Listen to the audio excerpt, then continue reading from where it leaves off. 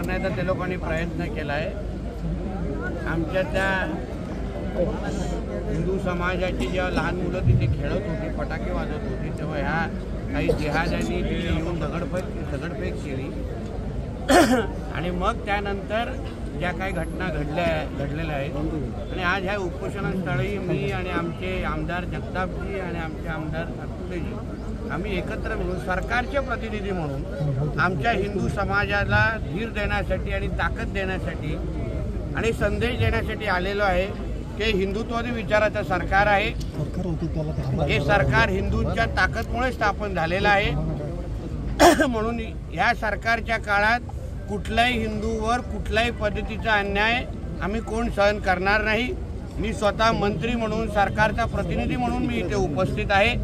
म्हणून आमच्या हिंदू समाजाच्या प्रत्येक व्यक्तीला आम्हाला विश्वास द्यायचा आहे की सरकार म्हणून आम्ही पूर्ण पद्धतीने तुमच्या बरोबर आहोत आणि जो काय तो कुरेशी नावाचा जिहादी आहे, तो जे काही मस्ती इथे करतोय, त्याला वाटतंय की त्याच्या अब्बाचा पाकिस्तान आहे।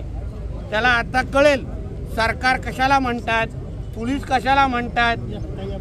त्याला बाहेर त्याची दहशत मोडून काढण्याचं काम या आमच्या सरकारच्या यंत्रणेच्या माध्यमातून आम्ही करू, जेणेकरून भविष्यात कोण कुरेशी उठण्याचा पण प्रयत्न करणार नाही। म्हणून जे त्याचे कोण साथीदार असतील, ते जिहादी मानसिकतेचे कोण जे पण आमच्या श्रीगोंद्यामध्ये असतील, त्यांना कळलं पाहिजे की इथे हिंदुत्ववादी विचाराचा आमदार आहे, सरकार हिंदुत्ववादी विचाराचं आहे। म्हणून इथे त्यांची कुठलीही मस्ती आम्ही सहन करणार नाही। सर, राहुल सोलापूरकरांनी काल शिवाजी महाराजांबद्दल वक्तव्य केलं, माफी मागितली ना त्यांनी। माफी नाही मागितली असती तर आम्ही पुढचा कार्यक्रम केला असता, पण माफी मागितली आहे। दादा, तरी पण आज पुण्यामध्ये त्यांनी नाक घासून माफी मागावी यासाठी आंदोलन केलं जातं। बघा, शेवटी छत्रपती शिवाजी महाराजांचा विषय आहे। आम्ही सगळे जणांचा दैवत आहे, तो दैवत आहेत ते, आणि आमच्या दैवताबद्दल असं कोणी कुठल्याही पद्धतीची काही वळवळ करत असेल तर सगळ्यांच्या भावना भडकणारच। म्हणून कोणी असं भविष्यात अशा उगाच वळवळ करण्याचा प्रयत्न करू नये। सर, हिंदी में जानना चाहेंगे की जिस तरह से परीक्षेसंदर्भात बुरखावर बॅन करावे अशी तुमची मागणी होती, मात्र दादा भुसे यांनी त्या मागणीला तेवढं गांभीर्याने कॉपी होणार नाही असं मला सांगितलेलं आहे। मागणी विगणी फेटाळलेली नाही। आम्ही कशाला सांगितलं, जेणेकरून बुरखा घालून काही जे कॉपी करण्याचे प्रकार इतिहासात घडलेले आहेत, मतदान करण्याचे प्रकार घडलेले आहेत।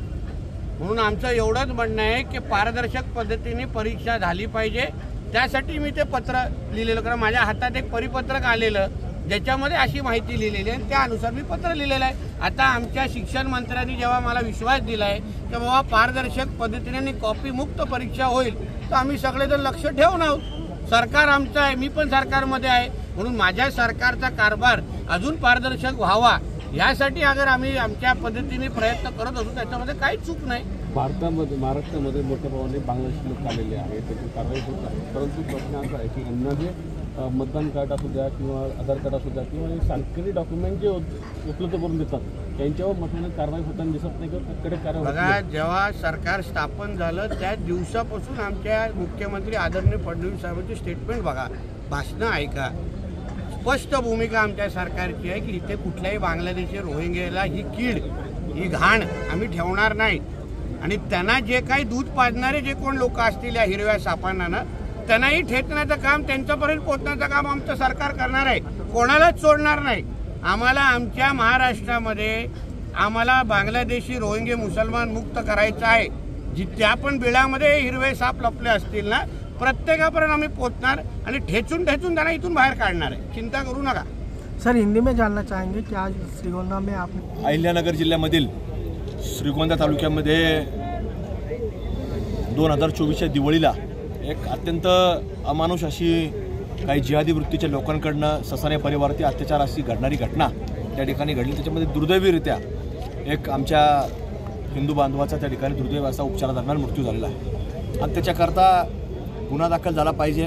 गुन्हा दाखल झाल्यानंतर योग्यरित्या गुन्हा दाखल झाला पाहिजे आणि त्याचप्रकारे कुठल्याही आरोपीला याच्यामध्ये सुटता कामा नये अशा प्रकारच्या वेगवेगळ्या मागण्या त्या आंदोलकांच्या होत्या, त्याच्यापूर्वी त्याच्या नातेवाईकांच्या होत्या आणि त्या अनुषंगाने फिर्याद देखील दाखल झाली आहे। आणि याच्याकरता आज या कुटुंबाच्या भेटीकरता आणि उपोषणकर्ते जे आहेत घोडकेजी, यांचं उपोषण सोडवण्याकरता राज्याचे मंत्री नामदार नितीनजी राणे साहेब, मी असेल किंवा श्रीगोंद्याचे विधानसभा सदस्य आमदार सन्मान्य पाचपुरे साहेब असतील, सर्वांनी यांना भेट दिली आणि राणे साहेबांच्या हस्ते यांचं उपोषण देखील सोडण्यात आलेलं आहे. पण इथून पुढच्या काळामध्ये अशा कुठल्याही घटना या जिहादी वृत्तीच्या लोकांकडनं सातत्याने ज्यावेळेस घडत असतील तर त्यावेळेला हिंदू हा एकत्रित होऊन त्याच्या विरोधामध्ये आवाज उठवणं नाही तर त्याला सडेतोड उत्तर देण्याकरता देखील उभा राहणार आहे आणि त्या दृष्टिकोनातून त्याला उत्तर देखील देणार. याच्यामध्ये हे सगळं उपोषण केल्यानंतर देखील, सोडल्यानंतर देखील याचा पाठपुरावा आमचे या ठिकाणचे सगळे स्थानिक लोक करणार आहेत आणि त्या कुठल्याही आरोपीला याच्यामधून सुटता कामा नये याची खबरदारी देखील आम्ही सगळेजण मिळून या ठिकाणी घेणार आहोत. अहिल्यानगर नावासंदर्भामध्ये नाही, नावाबाबतीमध्ये कारण की आपण जर पाहिलं तर कालच आम्ही काही मंडळींनी जाऊन जिल्हाधिकारी साहेबांना निवेदन दिलं. निवेदनामध्ये भूमिका मांडण्यात आलेली आहे की ह्याच्या बाबतीमध्ये अहिल्यानगर जे नाव दिलं आहे हे महायुती सरकारने दिलेलं आहे आणि महायुती सरकारने दिलेला कुठलाही निर्णय तुम्हाला सांगतो बदलणार नाही. ती जसं आपण पाहिलं की रामायणामध्ये आपण पाहिलं की जसं दगडावरती जय श्रीराम नाव लिहिलं की दगड तरंगायचा आणि तिथपर्यंत वानर सेना ती लंकेपर्यंत पोहोचली.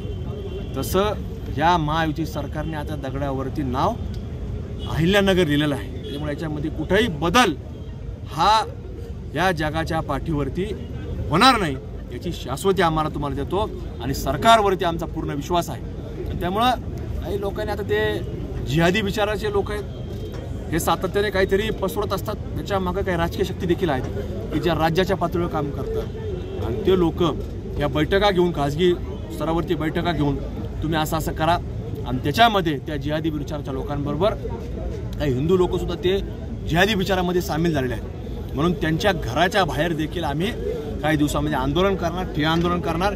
तिथं त्यांना आम्ही प्रार्थना करणार की यांना हिंदू देवदेवतांचा साक्षात्कार हो आणि ते जिहादी वृत्तीतून ते बाहेर पडो. असं आम्ही त्यांच्या घराच्या बाहेर, ते 2 लोक त्याच्याबरोबर आहेत तर त्या लोकांच्या घराबाहेर आम्ही आंदोलन देखील करणार आहोत. राजकीय वृत्ती नाही ते पुस्तकाच्या नंतर घेतलं.